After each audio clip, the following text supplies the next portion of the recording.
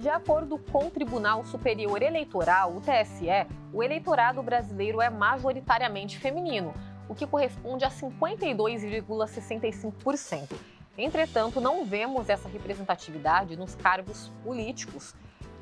É justamente sobre este tema, Mulheres na Política, que dialogaremos no programa de hoje. Eu recebo, portanto, as advogadas Silvia Águido e também a Elaine Tavares. Sejam muito bem-vindas.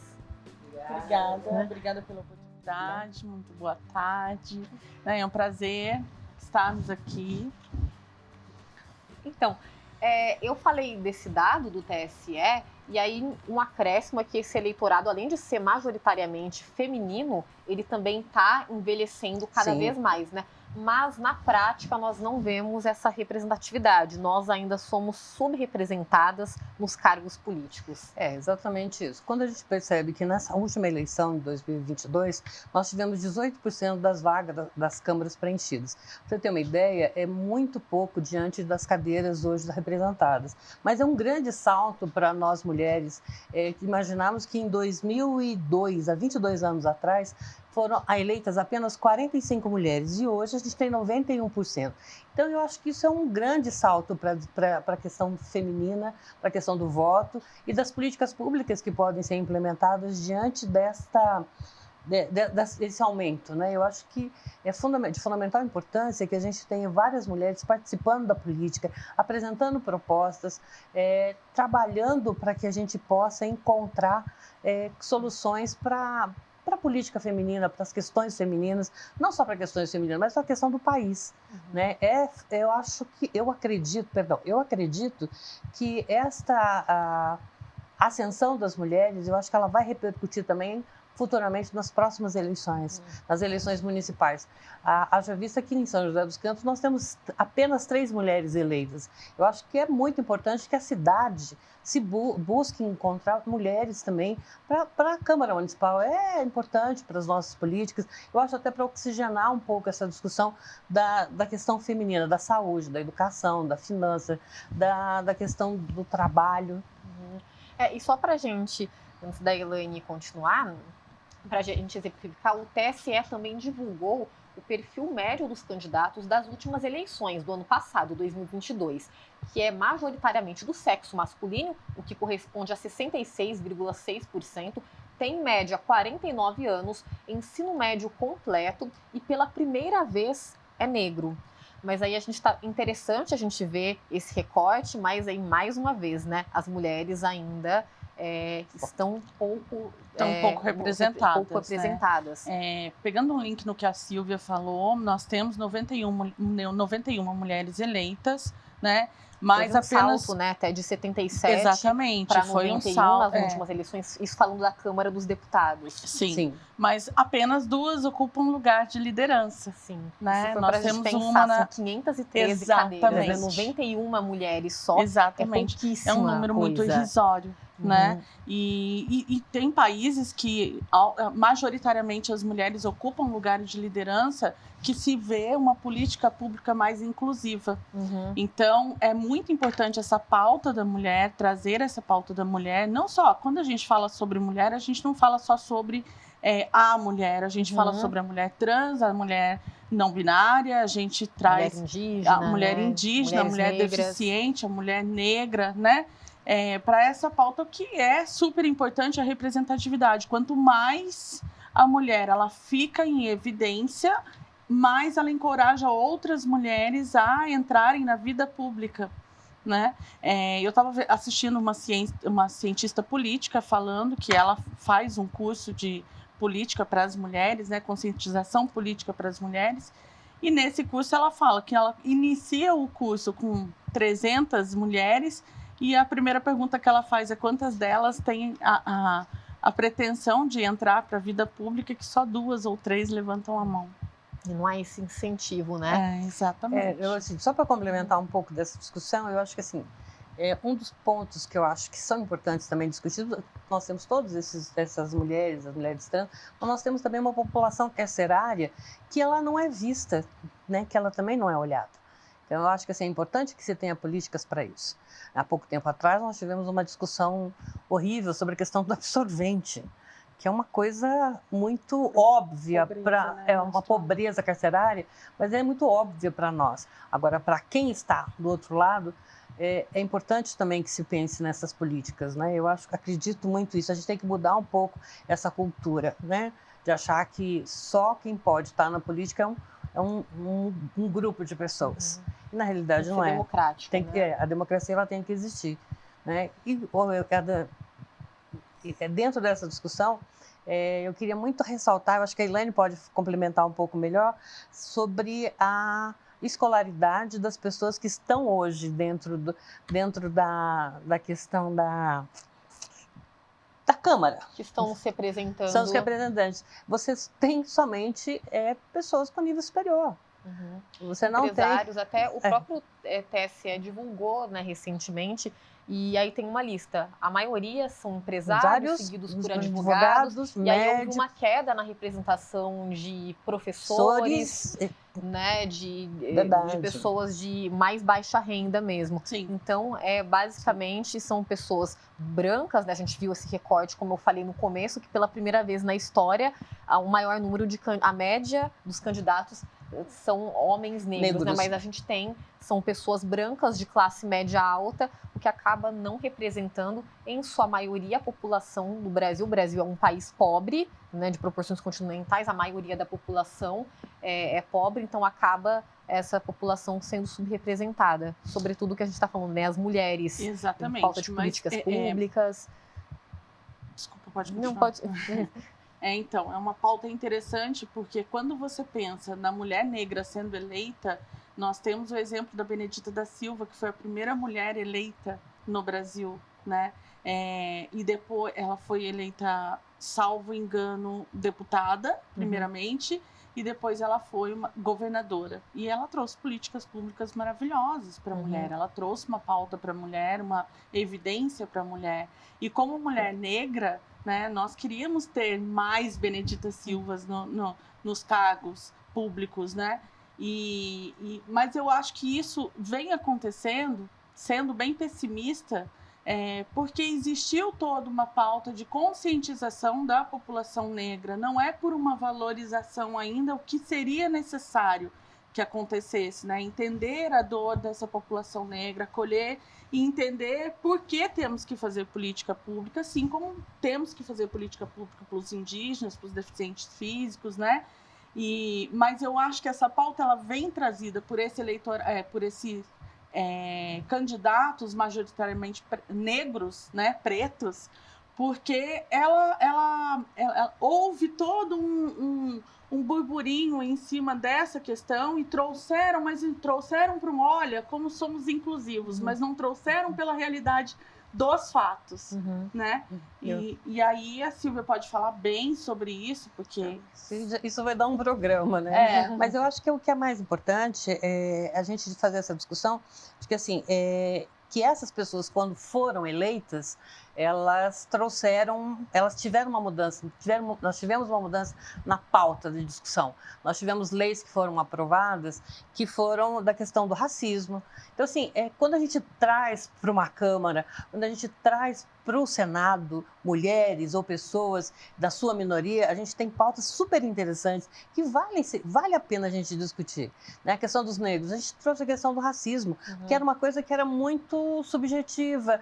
É isso, aquilo, assim. E quando a gente começa a ter leis que mostrem que existem essas pautas, essas discussões, a gente tem um debate lindo, maravilhoso, grande. Então, assim, quando a gente conseguir colocar negros, mulheres trans, indígenas, a gente vai ter uma pauta muito legal, a gente vai conseguir representar um país, né, que eu acho que é o mais interessante. Esse é o objetivo, né? Eu acho que esse é o objetivo no total.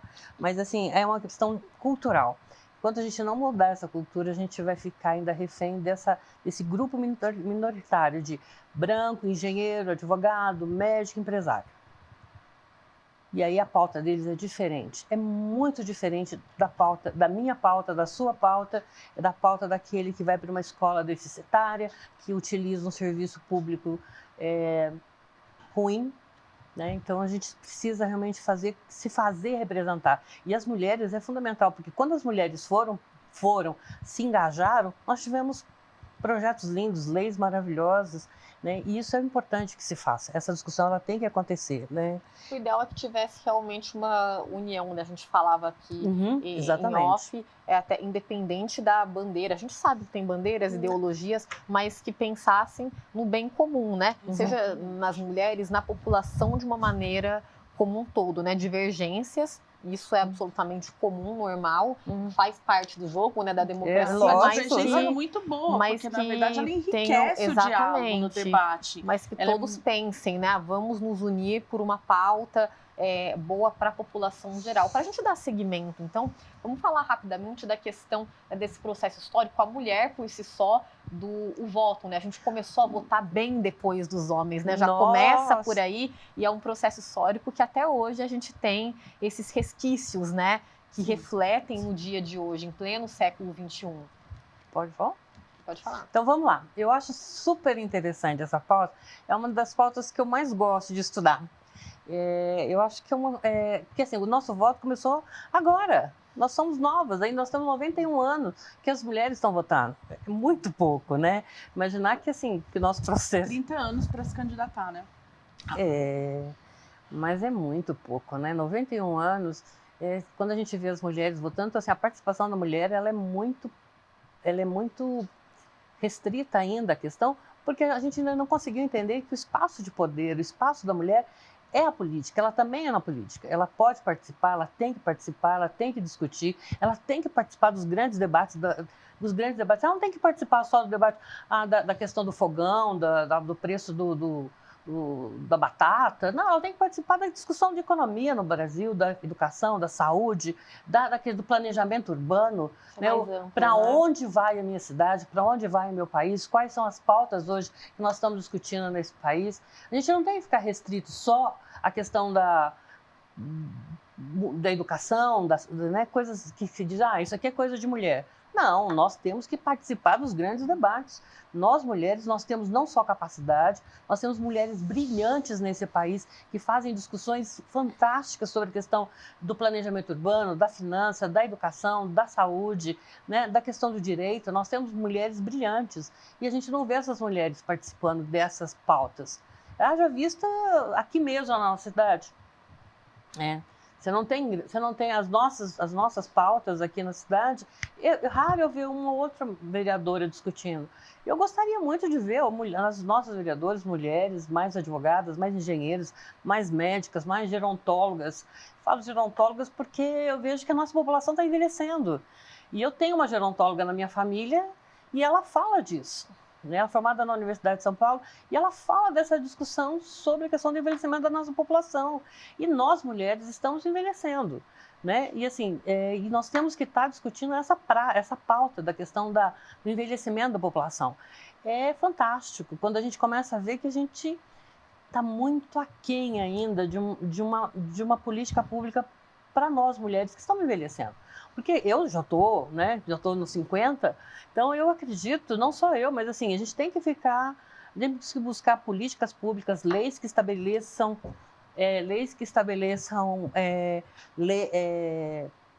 política, saúde, educação, porque as pessoas que vão envelhecendo, elas também querem um lugar na sociedade, elas querem participar, elas querem discutir, elas querem participar economicamente.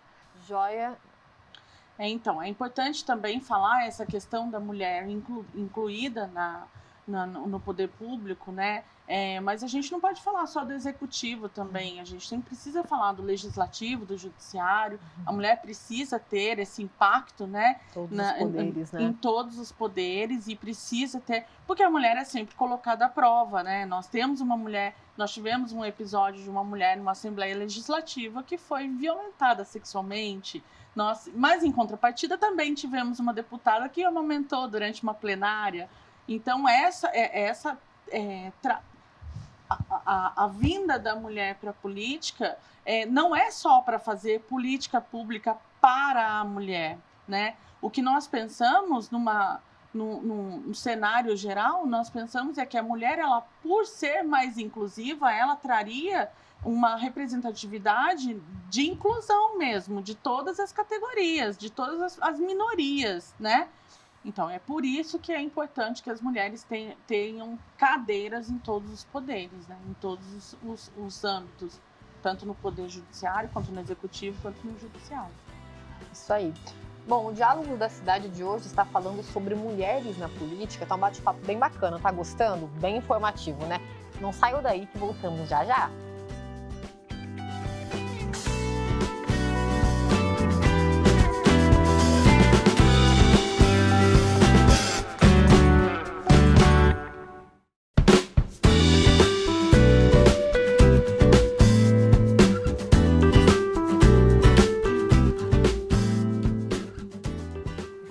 Volta com Diálogos da Cidade, hoje falando sobre mulheres na política.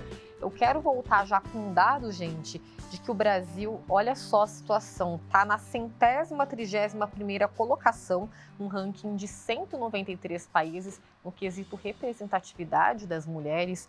É uma situação bem complicada ainda, né? Que a gente falava aqui para tentar ilustrar, né? A gente está falando durante todo o programa, mas para ilustrar com base em números, dados, que a situação a gente ainda avançou, como falávamos no primeiro bloco, mas ainda é um trabalho formiguinha, gradual. Temos muito o que avançar. Nós somos 52% da população, né, eleitoral, de eleitorado. Então, na verdade, a gente não briga por uma questão de mais representatividade só, né? A gente briga por equidade também. A gente precisa estar... em todos os níveis, né? No mesmo nível, porque hoje quem repercute no meio da política é o homem e a mulher tendo que se provar o tempo todo.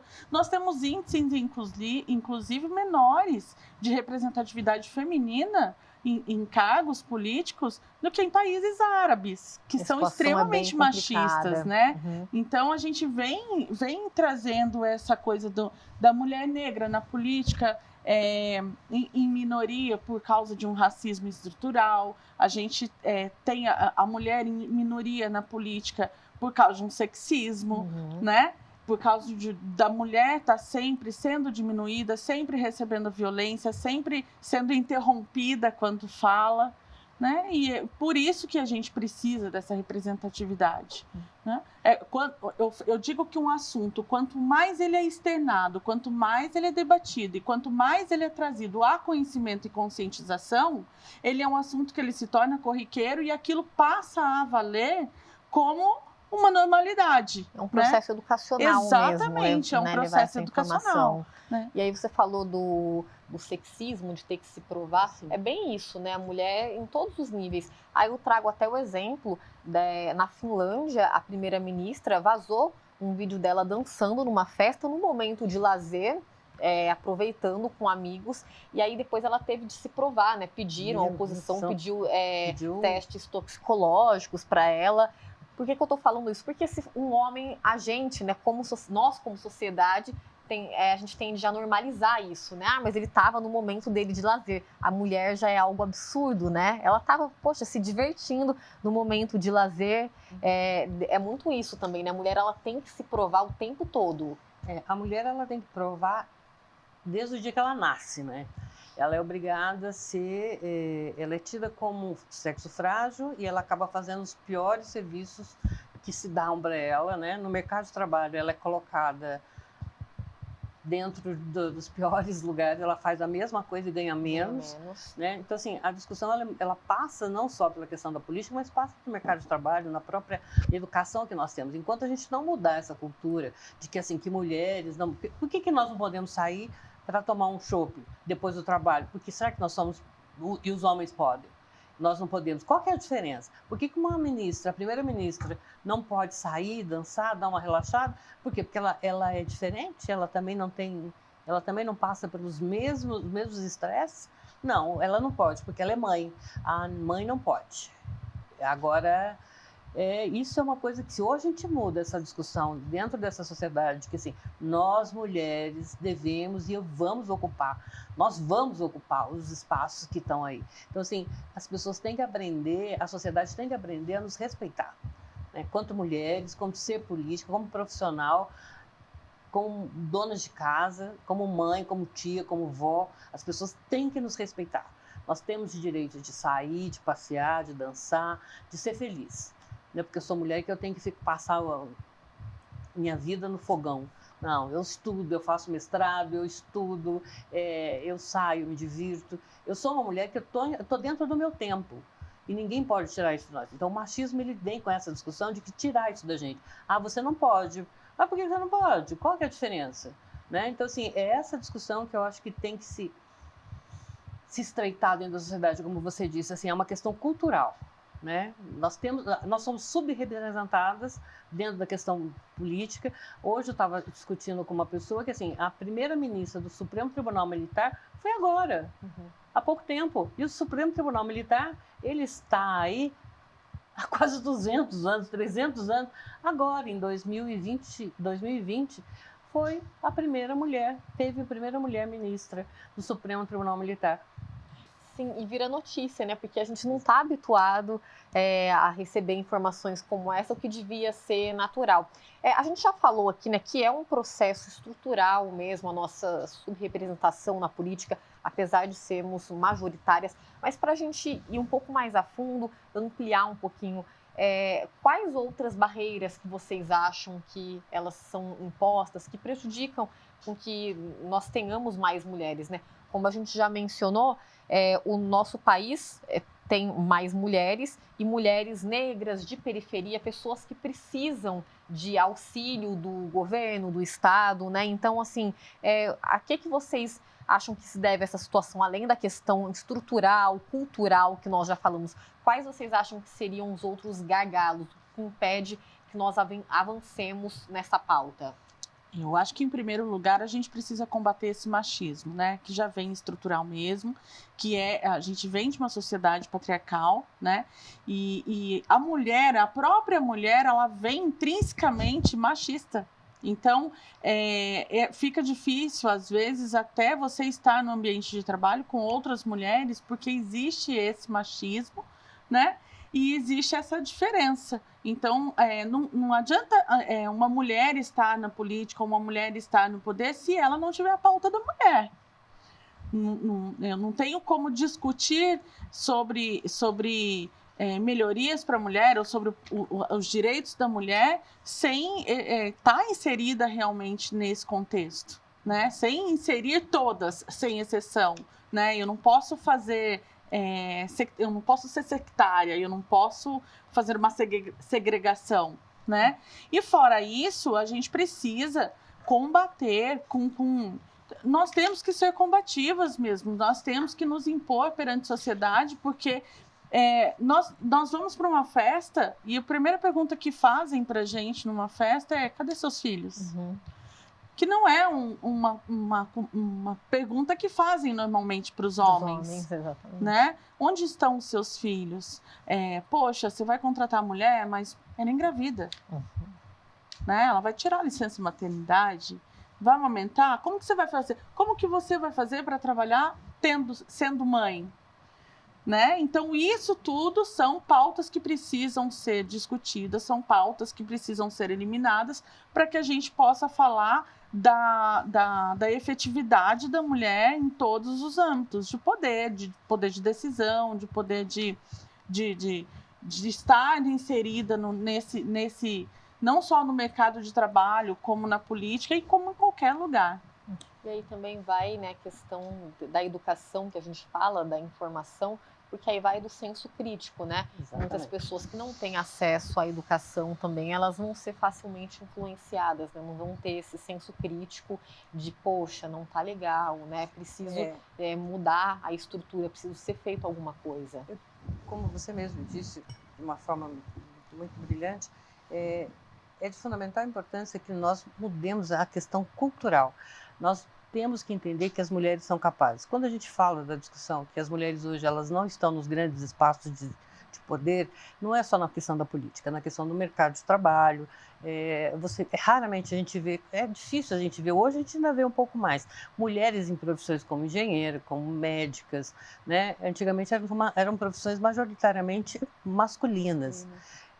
Então, assim, essa discussão da cultura de achar que as mulheres não são capazes, né? Isso é uma coisa que o machismo ele implementou na nossa sociedade. E a gente só vai mudar, só iremos ter um país que faça essa discussão, que onde as mulheres estejam quando nós tivermos elas na política. Então, isso faz o quê? Isso passa por uma questão chamada participação da mulher na política. Isso se faz com campanhas, isso se faz com educação. Quando a gente vai para a escola e diz assim, você pode colocar uma mulher como prefeita, como deputada, como presidente, como CEO de uma grande empresa, ela pode ser uma mulher que ela vá para uma discussão dentro da questão da minha área, que eu digo para você, eu sou advogada criminalista, então grande parte é muito difícil a gente ser reconhecida. Geralmente é olhado sempre com um viés, né? Mas isso não é mulher. Você, advogado, tem que ser. Né? Com muita desconfiança e que, assim, muitas vezes a pessoa questiona a sua própria capacidade. A sua capacidade como pessoa, como mulher, por eu ser mulher. Não é porque eu sou advogada, porque eu tenho pós, que eu tenho mestrado, não. Ela olha para mim pela minha competência. E eu tenho que provar para ela, a todo momento, que eu sou capaz. E às vezes convence, né? E assim, não, mas ele, homem, é melhor como advogado criminalista. Ela é boa na área da família, na área da tributária, né, em outras áreas que o direito também requer um estudo. Mas para a mulher criminalista, isso é muito difícil. Aí a gente tem que provar, é um leão por dia, todo momento. Então, quando a gente sai e não muda, quando a gente sai para a sociedade, não faz essa discussão, eu posso estar em qualquer espaço de poder, eu tenho que ocupar esse espaço. Mas isso se dá com o quê? Com campanhas dizendo, olha, você pode. Então, com políticas públicas para a questão das mulheres. Então, enquanto nós não tivermos no Brasil essa discussão de cotas, mulher, porque, mas cota, tem que ter cota para mulher na política, sim, porque senão nós não vamos, a gente vai acabar recebendo sempre o menor valor para as campanhas, né? Por quê? Porque sou mulher, mas ela vai se eleger. Então, assim, não, nós temos que estar lá, participar da questão da saúde, da educação, da política, e as cotas, elas vêm para não resolver, mas minimizar esse grande problema que a gente tem. Pegando essa deixa da Silvia, existiu uma vez, acho que em 2006, salvo o melhor juízo, um projeto da Luísa Erundina a respeito de cotas para mulher, porque quando você escolhe cargos de poder de decisão, né, são os partidos que escolhem quando eleitos, e aí normalmente eles escolhem um homem, eles nunca dão esse poder de decisão para a mulher. E aí existia um projeto de lei que foi votado, passou na Câmara dos Deputados, mas foi arquivado no Senado, porque venceu o tempo de eleição, tramitação. Não de tramitação, venceu o eleitorado dela mesmo, acabou, né? E aí ele foi arquivado e hoje tem algumas deputadas que estão lá, que estão tentando fazer, mas para esse projeto voltar à tona, ele precisa que seja subscrito por 27 outros candidatos, deputados. Então, assim, olha a dificuldade que nós encontramos, né? Quase que você pedindo, por favor, me deixe aqui falar, me deixa aqui ter um poder de decisão.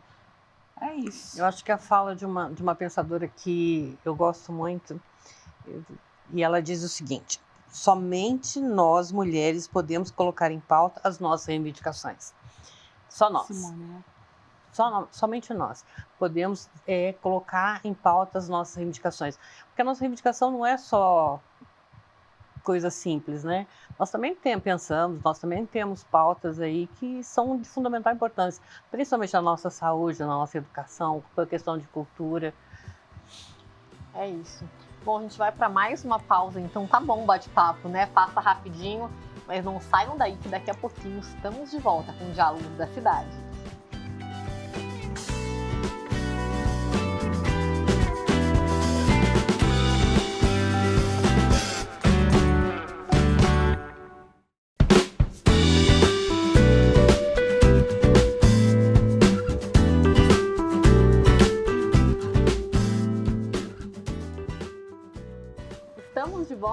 Diálogos da Cidade, hoje recebendo as advogadas Silvia Águido e também a Elaine Tavares para falar sobre as mulheres na política. A gente sabe, né, que tem uma quantia mínima de mulheres, né, as chamadas cotas, para que elas se elejam, né, em cargos públicos, mas a gente sabe que na prática, muitas vezes, isso acaba não acontecendo, né? É uma maquiagem mesmo, né? Tem-se as mulheres só para ter essa representatividade das cotas, mas elas não são eleitas, muitas vezes os recursos não são repassados. Exatamente. Existe uma legislação que obriga, né, que todos os partidos, que 30% seja da chapa eleitoral seja de mulheres, né? Pelo menos, né? Ao menos exatamente, 30%. Pelo menos 30% de mulheres. E aí a gente tem o infeliz dado que desses 30% de mulheres, no modo geral de todos os partidos, só 17% são eleitas, né? E por quê? Porque normalmente a mulher ela é chamada como laranja mesmo, né? Ela não vem para disputar mesmo, ela é chamada para cumprir a cota e não tem esse espaço lá dentro. Quando o partido recebe o fundo eleitoral, a mulher ela sofre uma coisa que nós chamamos de violência política, né? Porque o fundo eleitoral ele é dedicado ao candidato homem e ele não é dedicado à candidata mulher. Então, essa candidata mulher, por falta de recurso, porque o santinho custa dinheiro, né? A campanha custa dinheiro, contratar funcionários para trabalhar no comitê custa dinheiro, e normalmente essa mulher ela é negligenciada nisso, né? Então, ela não tem esse espaço, ela não tem a chance da efetividade da candidatura dela por falta de verba mesmo, né? A Silvia já esteve presente em algumas candidaturas, né? Já participou, eu também já participei, e a gente percebe que isso é uma coisa que é usual, não são dados, infelizmente, que são separados, restritos, né? São dados que realmente existem e que acontecem na prática. E eu já vi, Silvia já viu, né? Uhum. Eu acho que quando a gente faz uma discussão de cotas, é muito importante que a gente coloque que essas cotas efetivamente elas sejam respeitadas. Respeitadas não no sentido de que a quantidade de mulheres, mas assim, os recursos alocados nessas campanhas têm que ser igual, a condição para que essa mulher possa fazer uma campanha, ela ser orientada, ela ter condições de fazer, porque a campanha eleitoral, ela é uma campanha, ela é dura, ela é muito dura, porque a gente tem uma questão de que assim, a mulher, não vou votar na mulher, mulher não vota, não vota em mulher. Mas por que você não vota em mulher? Então assim, eles entendem que a mulher ela não tem competência para estar nesse espaço. Esse espaço não é dela. Não é dela e não pertence a ela. Então, por isso que nós temos hoje grande parte, 18% apenas de mulheres eleitas, né? Então, a cota, ela tem que ser melhor fiscalizada. Hoje mesmo nós temos vários escândalos acontecendo no país de mulheres que foram chamadas para participar e simplesmente elas não receberam dinheiro, elas só entraram para poder cumprir uma cota. Então, enquanto nós tivermos esse tipo de comportamento, nós vamos continuar não tendo mulheres representantes na política brasileira. E vocês falaram da violência política também, né? Aí só fazendo um adendo, muitas mulheres também são ameaçadas por N pautas, né? Que elas colocam para discussão mesmo, né? São colocadas como também, né, o sexo frágil. Muitos homens até crescem para cima das mulheres, tem muito isso também, né? Muitas que têm que andar com escolta, enfim, é uma situação também, mais uma situação contra a mulher.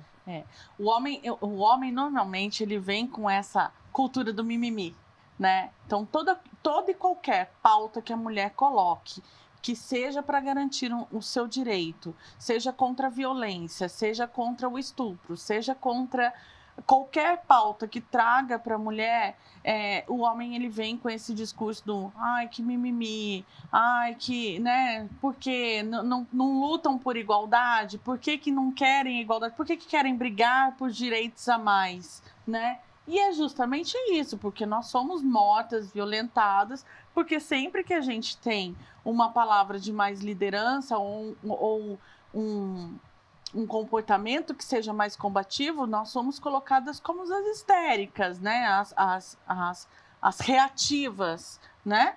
Porque simplesmente isso que a Silvia falou. A sociedade não nos aceita num contexto que eles acham que não é nosso, né? Que vem intrinsecamente essa sociedade patriarcal, machista, vem falando que o lugar de mulher é dentro da cozinha, é cuidando dos filhos, é cozinhando, que existem até profissões que são ditas das mulheres, né? E eu acho muito legal porque tem homens conquistando. Eu faço unha com manicuro. É um homem. E eu acho muito bacana que seja distribuída essas informações, porque a gente vem nessa questão da violência contra a mulher, ela está sempre encontrando essa questão Ela fala, ela é interrompida. Eu estive numa reunião uma vez com 18 homens e só tinha eu como mulher, eu era a única profissional técnica da reunião. Quando eu me levantei, alguns homens falaram, você pode me pegar um café? E, na verdade, ali, quem era a única profissional técnica, quem poderia falar alguma coisa para eles em relação ao problema que estava levando eles para aquela reunião, era eu. E eles se sentiram né, no direito de achar que eu tinha a obrigação de levantar e pegar um café para eles, servi-los. Isso é uma questão que nós temos que mudar. Não é só uma questão de cultura, é uma questão de ensino, educação. Enquanto nós tivermos uma população que não tem acesso minimamente a uma universidade, a um ensino de qualidade, nós vamos continuar mantendo essa elitização da política brasileira, que é pessoas que estão lá. Quem são as pessoas que estão lá? Como nós já dissemos nos blocos anteriores. São pessoas que têm ensino superior, que têm uma condição financeira um pouco melhor, né, do que a grande maioria. Então, enquanto nós não fizermos uma discussão séria sobre essa questão da elitização, da educação, que a educação ela tem que ter acesso a todos, né? E a gente não vai mudar. Então, vai mudar essa questão. E eu acho que a partir do momento que nós, mulheres, começarmos a entender que nós fazemos essa transformação, né, que a gente não pode permitir que alguém nos interrompa, nós temos que educar nossos filhos para que eles respeitem as mulheres. A gente não pode achar natural algumas coisas, né? A gente não pode achar natural que um menino fale, eu vou sair com 10. E quando a menina fala, eu beijei 2, ela já se transforma em qualquer outra coisa que não é uma menina, né, de família. Então, enquanto a gente não tiver uma educação que fale, que discuta essa questão da questão da mulher, ela tem não que mesmo direito, mas ela também pode. Enquanto a gente não mudar isso, a gente vai continuar com essa pauta da violência física, da violência moral, da violência sexista, né? Então, nós não podemos permitir que isso continue. Isso só vai mudar quando a gente tiver educação. E, aproveitando essa sua frase, como incentivar jovens? É pela educação, mesmo educação que eu digo nas escolas, sim, falando mais sobre a política, como incentivar essas jovens? Eu ouvi outro dia uma frase que eu acho que valeu. Por que os grandes... Talvez eu não consiga colocar para você. Por que Hitler conseguiu implementar o nazismo? Pela questão da cultura. Cultura e pela educação. Quando ele começou... por que Mussolini conseguiu implementar, né, o fascismo na Itália? Da questão da cultura. Então, a gente vai também... Eu acho que a gente não são exemplos a serem seguidos, mas eu estou dizendo, nós vamos conseguir mudar quando a gente tiver educação.